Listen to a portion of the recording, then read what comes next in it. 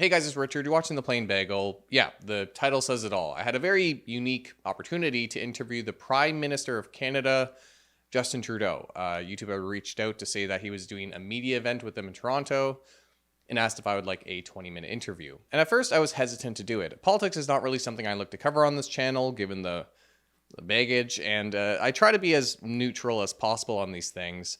And I'm also not an investigative journalist. This is my environment. Me, alone in a room, talking to myself in front of a camera. But I ultimately decided to take advantage of the opportunity because I figured, if nothing else, I can prepare some questions, get the PM's response, and bring, hopefully, some new information to the table. And we ended up talking about the recently released government budget, Canadian real estate, the general state of Canada's economy, and I even squeezed in a question about financial literacy. Now, to be clear, our conversation was very friendly. He's very polite in person.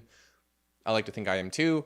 But I'm well aware that with an election next year, this was a campaigning opportunity for him. So you do have to keep that in mind and hold that critical lens when listening to the answers and digesting the information. But nonetheless, it was still a really cool and interesting conversation. I'll include the whole conversation in this video. The only editing will be the jumps between the 3 different cameras, and I'll also include some text blurbs at the bottom to add some context to some of the answers around specific Canadian decisions, past political moves, or more context around given data points or, again, information. But without further ado, here's what I got. Mr. Prime Minister, thank you for taking the time to chat with me today and give me the opportunity to ask you some questions directly. No. I know you're a busy guy, so I appreciate the time. I'm glad to be here, Richard. Glad to be talking about the economy. Yeah, I recognize we have a bit of a limited schedule, so I'll get right to the important questions. Favorite bagel type? Just plain sesame from either St. Viateur or Fairmont. Interesting choice. Okay. So moving on to the budget was recently something brought up, proposed to Parliament. We have a lot of focus on middle class. I noticed in the budget there's specifically a mention that when Liberals came to power roughly just shy of 10 years ago, there was a vow to focus on strengthening the middle class. Yep. How do you define middle class? Is it an income number, a ratio, a more subjective idea, parents working two jobs? It starts with how Canadians see themselves. Most Canadians define themselves as being middle class, and at the same time, what we saw in 2015 and what we see now even more so is people are actually worried about falling out of the middle class or not making it into the middle class. And that anxiety certainly centered us in 2015 with the things that we chose to do, but is more relevant now, particularly as we look at young people, young families, millennials, Gen Zers, who are not feeling like can actually get into that solid middle class lifestyle that their parents had. One of the things that Canada is known for internationally, we have a reputation for many things: hockey, Montreal-style bagels. I'm going to keep throwing those in there. But one of the less than endearing ones has been Canada's expensive real estate market. People feel, young Canadians often feel that even with a decent job, even if you are part of that middle class, you can't get into the market. There are a lot of moves with this budget, including some more unique and different approaches to real estate that are being proposed here. My question is, with higher interest rates impacting the financing to get these projects off the ground, and Canada, quite frankly, having a record level of its workforce in construction as is, where's the capacity going to come from to reach that goal of 4 million new homes by 2031? Well, first of all, making sure that we are training up more people in the skilled trades, bringing in more immigrants who can work in the skilled trades is going to be an important piece of it. But also changing the way we build housing. If people point out that if we built cars the way we built houses, we'd have an automobile shortage. We need to get to much more rapid house building, which means modular homes, which means more prefabricated. It means more using technologies and AI and factory builds, but also changing the type of housing we're building. After World War II, in that particular housing crisis, the government put forward a catalog of homes, and they were mostly small single-family homes that went up in great tracts across cities in the country. we're looking at doing exactly that with a catalog, except a catalog of duplexes, quadruplexes, row homes, more dense housing that can be built quickly and easier and at scale. So you're bringing back the wartime catalog idea and revamping it more. And revamping it so it's today. That's one of the things you're doing. What we're doing. One of the things that you know is there is no one solution to housing. So whether it's using public lands and long-term leases to developers so they don't have to put as much capital up front so they can create more affordable housing, whether it's working with provinces to accelerate the build and the financing at favorable rates of low-cost housing and affordable housing, whether it's moving forward on measures to support renters so that rents come down because we're building more purpose-built apartments, but also make sure that your rent counts towards your credit score. So when you show up to get a mortgage, that can be taken into account that you regularly paid your rent on time for months and years. These are the kinds of things that are trying to make a shift along with the work we're doing with municipalities to densify, to change zoning laws, to cut red tape, to use more public lands. All those sorts of things we're pushing on all orders of government and all partners to be more ambitious about solving this. On that note, what do you see as some of the challenges for implementing this? Obviously, there's a federal government, we have the provinces as well, each their own bag of things to deal with. What do you see as the challenges to implementing that? Well, part of it is making sure that everyone is rowing in the same direction. We know that the solutions come with more housing quickly, more affordable housing. The affordable housing stock in Canada is only at around 4% compared to France or the UK that are around 17, 18%. That's a huge difference, and it has an impact not just on affordable housing, but on everything else throughout the market. So working together on getting governments back into the business of affordable housing, and it's been decades since we've done that to scale, whether it was the previous government to us that didn't feel that the federal government had a role to play, particularly not in affordable housing, or the government before that in the 90s that was very much focused on paying down the debt and being tightening the fiscal frame for the government, which meant there wasn't as much housing built as there should have been. These are things that has taken a long time to, will take a long time to turn around, but that we can start seeing real results as we are right now across the country from the investments we made in 2017. One aspect of the real estate market is it's now in Canada a big part of our economy. I believe real estate investment represents around 8% of our gross domestic product.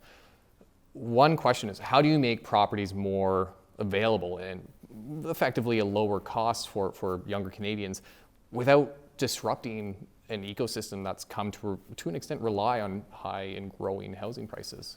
Well, first of all, I think that we need to make sure that housing remains a solid investment that protects people towards their retirement and gives equity to families. But I don't think we can responsibly keep up the same pace of growth in the housing market or the costs and the prices in the housing market that we've seen over time. So the idea of stabilizing it, of bringing in lots more supply is something that is going to strengthen our economy, because we know when people can have places to stay that don't eat up too much of their income and they have good jobs, which people have good jobs now, and you can get to and from work on public transit without having to waste too much time away from your family in traffic. These are the kinds of things that lead to a strong and growing economy. Understood. We'll move on to everyone's favorite topic, taxes. Something that recently introduced, a capital gains tax change. Originally part of the budget, now coming as possibly later. With the...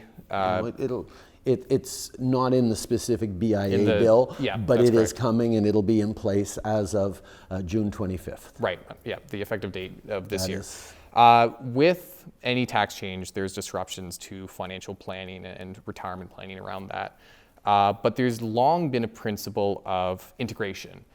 When I get my tax dollars into my pocket, my employment dollars into my pocket, generally speaking, the tax has been the same regardless of whether I work for a company or I set up my own corporation and eventually pay myself. This does change that. And my question is, with the different inclusion rules at the personal versus corporate and trust levels, Is there an intent here to discourage those structures, or is there a desire to move away from those structures with this? No, it's actually about sort of leveling the playing field. Someone taking dividends is paying much higher rates. There's a gap than to people taking capital gains. And one of the things we're doing is closing that gap a little bit. So capital gains isn't so much more advantageous than anything else, because understanding that it is a tool that is available to a small proportion of successful Canadians, and the economy right now isn't fair in the same way as it used to be. A young person now who is working a great job and maybe even got a side hustle is not getting the same opportunities that someone a generation before, their parents' generation, or even just 20 years ago would have. Normally, those folks who have good jobs and can save up should be able to buy a home. Right now, they can't. And that's not their fault. There's something that has changed fundamentally in the economy. And part of what we're doing in asking the 0.1% of Canadians to pay a little bit more is so that we can make sure that the system is fair for every generation. We're seeing an intergenerational imbalance right now. The only young families that can buy homes are ones where their parents can actually help them out. And that's not the way you should build a strong Canada. To that point, with capital gains, with Canada, we have one of the issues that's been highlighted is productivity. We've seen real GDP per capita, labor productivity, as well as capital stock per capita have declined over the last few years. Some of that might be related to the immigration side of the equation. With higher capital gains, there is that trade-off of perhaps pushing money away. So one question would be, how do you view the balance between the risk side of it, taking risk with capital, and taxing for wealth? We have been totally focused on drawing in investment into this country. We've been successful at it in that since 2015, our foreign direct investment has gone up by 60%. Last year, we were the third country in the world in absolute terms in terms of foreign direct investment after the US and Brazil. We're top per capita foreign direct investment in the G7. People are coming to invest in Canada. We're going to protect that and support that. Where do you see the focus areas for drawing that capital? Like, quite frankly, we have the US right across, and we love our neighbors, and they always say the grass is greener, but there is a market there that some might view as a sink for capital internationally. You raise the points about foreign investment. Where and how do you see Canada able to compete for that capital? Well, let's look at what we were actually able to do in drawing in a Volkswagen gigafactory to St. Thomas that was very much looking at a site in the United States.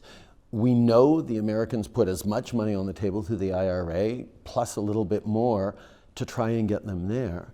But they chose to come to Canada for a 50, 100-year investment, not just because of the investments we were willing to put on the table, but because of the strong social safety net, because of the access to critical minerals and the strong supply chains, because of the resilient political situation and strong communities, because we're the best educated workers in the OECD. There are things that companies value that are looking at Canada. And I know there's a lot of conversation now. You can just open the financial pages or look at any speech by an opposition politician and think that Canada is doing terribly fiscally, because that seems to be the conversation going on out there. But it's important to step back to the facts, where Canada actually has the strongest fiscal position of any of our peers, whether it's the lowest deficit in the G7, the best debt as a ratio towards our economy, the debt to GDP ratio that is lowest in G7 and going down. We have, and it's not just me who's saying that ratings agencies have recently reconfirmed. Moody's just put us last week again at a AAA rating, said Canada is solid and well positioned for the future. And they're the experts that compare countries around the world. We're actually the third largest economy in the world after the US and Germany with a AAA rating. And the IMF just announced that its projections for 2025 has Canada as the top growth rate in the G7. Our macro situation is really, really good.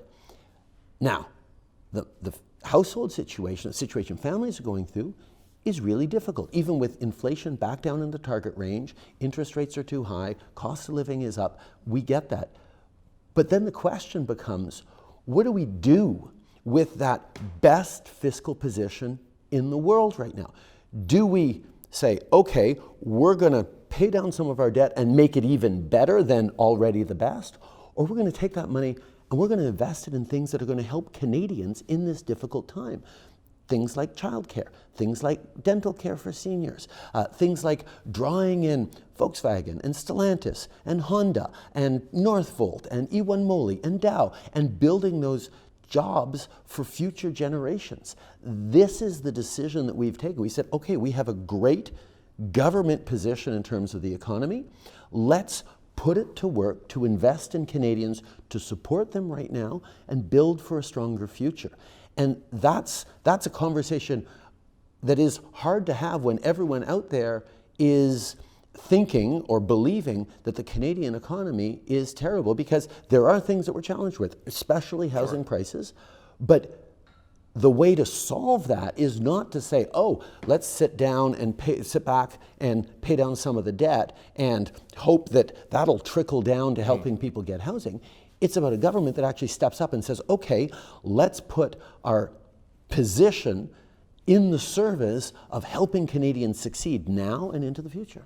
That's a point that comes up a lot with discussing economics broadly, even with investing. But what is your philosophy on that, really, is with the role of government in regulating or helping manage markets? Obviously, there's a lot of debate over time we've seen about that, but I'd be curious what your philosophy on that is.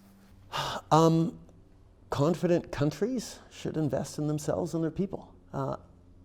You want to invest intelligently. You want to make sure you're doing things that are going to give solid returns. Let's look at childcare, for example, where people say, oh, that's a social program. Yeah, it's a social program, but it gives kids the best start in life so that they get to school well. It gives moms an opportunity to choose, not have to choose between a career and a family. And it actually adds more people to the workforce. So it's a social program that's also very much an economic program, and that's why we're going hard on that.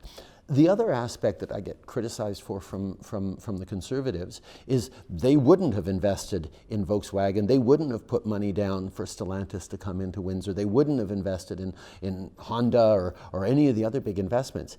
And I think that's a misunderstanding of what the corporate world knows well. They know if they're going to build a big factory in a community anywhere around the world, that community is going to flourish. It's going to bring in tax revenue. It's going to get more little league teams and Timbits hockey, and it's going to have more restaurants and more arts. It's going to be great.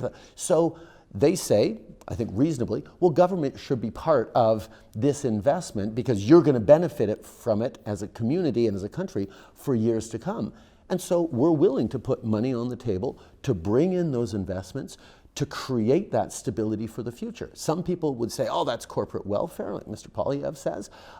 I think it's about setting up our communities for success in a changing world in areas that are going to last.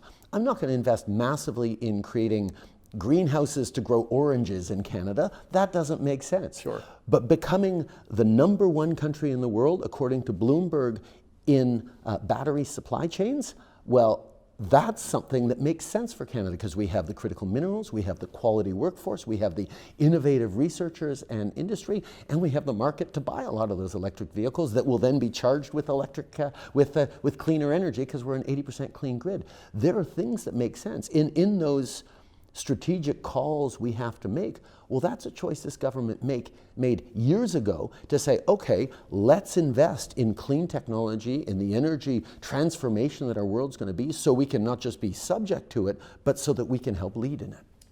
That's another point as well. Canada has always historically been a big oil and gas player. Mm-hmm. How do you view that balance there between how we continue with this traditional industry that's supported our economy in many ways, while also trying to manage that side and, I guess, future-proof Canada to an extent? Well, that's exactly the word that's all. It's about future-proofing. Part of the future proofing was recognizing that the oil and gas industry is important right now and will be for years to come. And that's why we made the extremely unpopular choice outside of Alberta of buying a pipeline and making sure the TMX pipeline got built. Now, I didn't get any credit for it in Alberta, and I certainly got slammed for it everywhere else, but it was the right thing to do. But part of my thinking and our knowing is we know the world is trying to reduce massively its reliance on oil and gas and fossil fuels. It will eventually figure it out, because if it doesn't, well, then there's it'll all collapse everywhere. No need to go into that, right? So it will. When it does, do we want to be benefiting from an energy industry that has shifted so that it can continue to contribute in those solutions? Or do we end up with an industry that hasn't updated itself, hasn't reduced its emissions, and is going to leave a big mess for future generations to pay for cleaning up without any industries to replace it? That's where the price on pollution, the price signals to investors and to businesses to update their ways of doing things, to innovate, whether it's CCUS or what have you. There are things that we can do to make sure there will be good jobs in the energy industry in Alberta for decades and generations to come, which we cannot say if we remain locked and short-term thinking around oil and gas only. We're mostly running out of time here, but I wanted to take a bit more of a selfish question to end things off, around financial literacy, actually. With this budget that was recently introduced, there was a lot of misunderstanding, at times even misinformation around it. And a lot of that just stems with the complicated nature of this stuff. Many Canadians don't even understand how capital gains have been taxed historically, and now we introduce different for trusts and corporations. Whether you're drawing on your experience as teacher, father of young Canadians, or the Prime Minister of Canada, how do you think we move Canadians closer to that point of financial literacy where they can have a better understanding of these complicated topics? Well, I think, first of all, recognizing that complicated topics require a thoughtful process to untangle.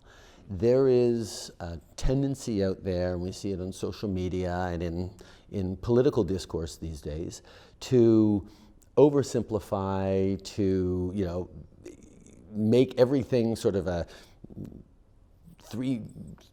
three-second clip of outrage or whatever, and just try and play on people's emotions, when we're dealing with complex issues and sophisticated choices that a government has to make around what the various priorities are.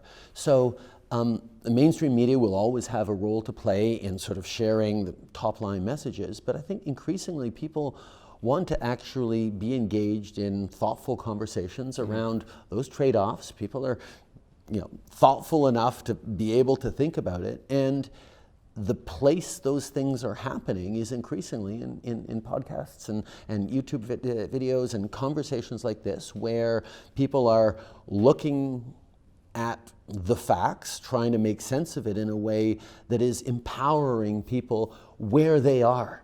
People aren't reading newspapers as much anymore. They're not watching the nightly news to the same degree, but going for a jog and listening to a podcast or catching up on YouTube video or whatever. This is where people are, and having real conversations there about the kinds of things we're doing to try and get people thinking about it as responsible citizens in a democracy should. What you're doing and what so many others are doing is really, really important about protecting democracy and the thoughtfulness that has to go with it. Great. Well, I'll end on that compliment. Thank you so much. Thank you, Richard. Thank you for taking the time today, Mr. Prime Minister, and giving me the opportunity to pick your brain on a few things. I appreciate it very much. Thank you. So yeah, that was my conversation with Prime Minister Justin Trudeau. Had some really interesting answers and made some really good points. Other areas I didn't inherently agree with, and I think in hindsight, I would have liked to press harder on some of the areas that sometimes got lost a bit more in the weeds. And given that we only had 20 minutes, it's a one-shot and done kind of thing, I was very focused on my prepared questions. I didn't really respond to the answers being provided, and I think I would have liked to change that. I think, given that this is politics, that would have added more value to, get to the core of the information being shared. It's given me a lot of respect for investigative journalists who are able to do that. when it comes to politics and things like this. Still, I think it was a good discussion, and it is my first time interviewing a world leader, so there's that. Anyway, thanks for watching. I'd certainly encourage constructive discussion of the answers provided by the Prime Minister. I'm sure there'll be some other things in the comment section, but genuinely welcome any sort of feedback about the interview as a whole, and would love to hear your thoughts. Thanks again for joining for this really unique opportunity I was honored to be able to have, and we'll see you in the next one.